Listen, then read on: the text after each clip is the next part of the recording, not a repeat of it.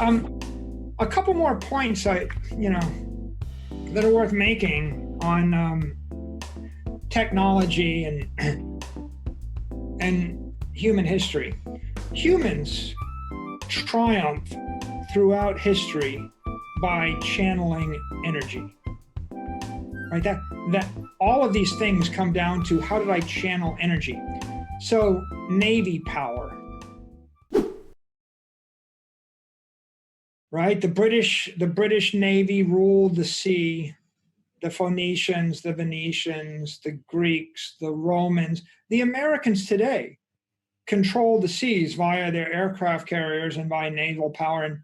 And naval power is just bringing overwhelming force to bear faster, stronger force that's faster, that's harder than any other force anywhere on Earth. I park in an aircraft carrier somewhere, and death reigns from above. And so we've seen all empires are driven by that naval power. In time, we invented airplanes, and then air power became the thing, right? And air power is all, again, about death from above, right? The most powerful Navy idea is airplanes flying off an aircraft carrier. First, it was the battleship. I show up in your harbor and I blast everything. Then it became air power. And if I could get above you, and we saw this conclusively, it is impossible for a modern nation state to function if it does not control its own airspace. Mm-hmm. If you saw that in the first Gulf War, the second Gulf War, the United States, or especially the United States Air Force, could pretty much bomb any country back to the Stone Age in a matter of a week once they lost their air supremacy. Once you lose control of your airspace, there's no hope for you.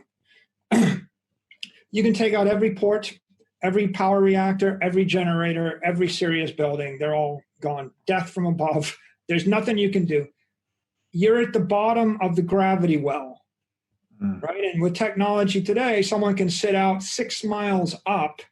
You can't shoot down a plane moving high speed 6 miles up. You have to fight the gravity well to get there. They're just working opposite. It's an energy thing, right? So I'm moving from a lower energy state, I'm on the ground, moving armies around, to a higher energy state. I have a boat, I'm moving heavy munitions around, to a higher energy state. I'm above you, dropping munitions on you.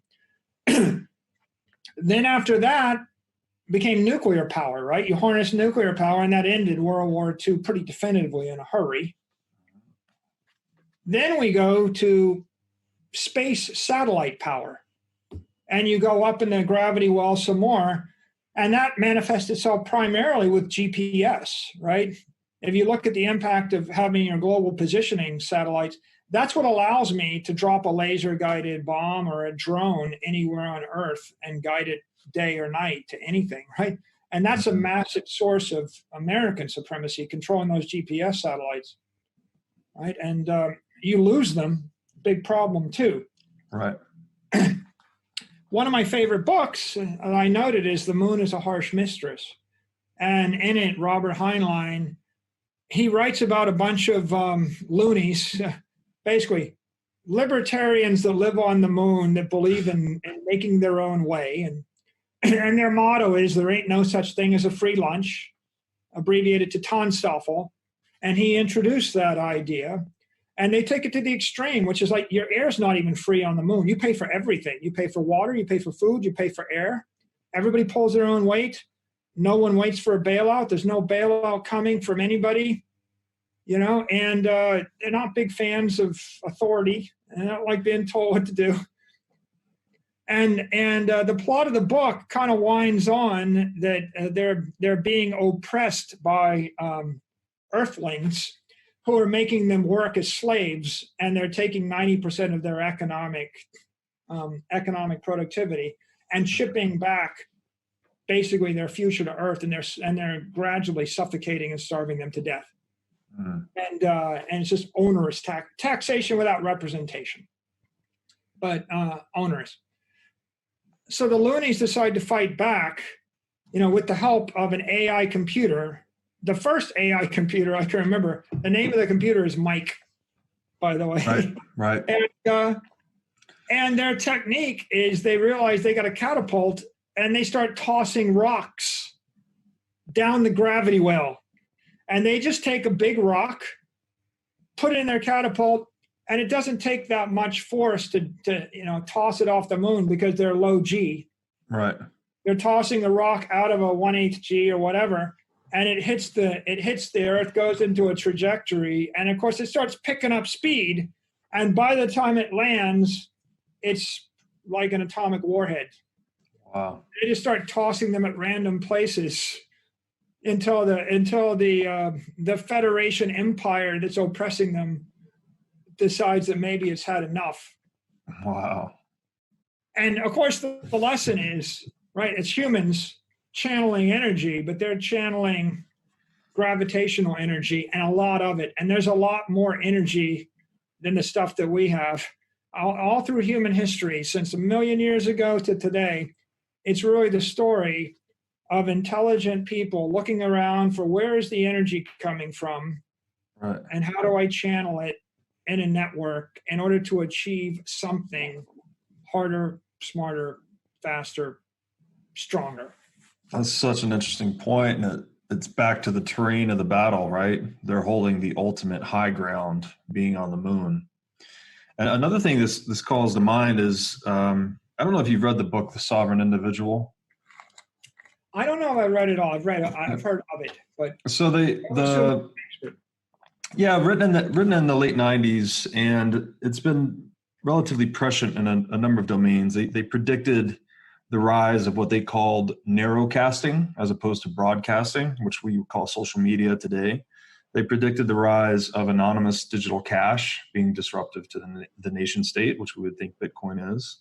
And they also predicted the digitization of securities, so other property rights going away from a government function to be provided via software. And one of the things that was interesting there is they compared digital space to the high seas, basically saying the high sea, the reason whoever controls the high seas controls the world is because that's the most frictionless environment, right? You can move things with the least energy on the seas once you can conquer them. So whoever controls that domain sort of runs the world, but also because it's frictionless, it's very difficult to project dominion over the high seas, right? So we don't have law, really. We have international waters kind of everywhere in the world. And they compared that and analogized it to digital space, where it's this frictionless space that whoever is dominant there will be dominant in the 21st century, but it will also be very difficult to project dominion. So it'll be unregulated largely. So they're using that to kind of make the case for digital cash, and the fact that people would be able to escape oppressive regimes, right? Once you get your capital in the digital space, you're sort of no longer under the thumb of the government or the local oppressive monopoly. So I just think it's interesting how it always does come down to the terrain, right? Yeah, and I agree with you on that. And I agree that the digital domain has weakened all the geographic terrain constraints. It's pretty clear that information is flowing across borders, and even when people try to stop it, they're defeated by VPNs and anonymous browsing and other techniques. And we see places where information's illegal, it's leaking. Where it's illegal to move capital, it's leaking. Where it's illegal to move information, it's leaking. Where one person's sedition is another person's news or truth, depending upon who controls the government. And that's something I wrote about in my book, The Mobile Wave. You might be interested to note, in I think 1998, we created a product called Narrowcaster. Oh, really? I didn't know that. We made a lot of money off it, and it did just that. It actually sent out personalized information. So I was always a big fan of that. So I think it's interesting the way that's evolving. Probably the key theme there is technology is empowering the individual and giving them more sovereignty. That's right. And it's harder and harder in those ways for the government to control what information you get and then how you manage your assets. Right. But it's a very twisty, complicated subject because the government's getting more power over you in some areas as they get less power over you in other areas. Right. And it's spinning fast. And you could argue that that trajectory is taking us closer to a reflection of natural law, right? Because natural law would say that sovereignty inheres within the individual. Our rights are not given to us from government; they actually inhere naturally within us.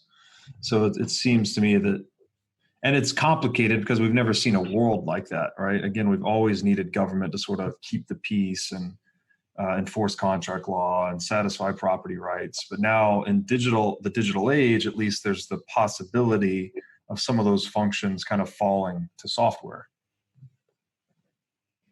Yeah, it's more and more things dematerialize the software and they move into cyberspace. It seems like it gets harder for any one government to assert control over the things that take place virtually. So there's a lot of virtual empowerment going on, but there's a lot of other things going on too. Yeah.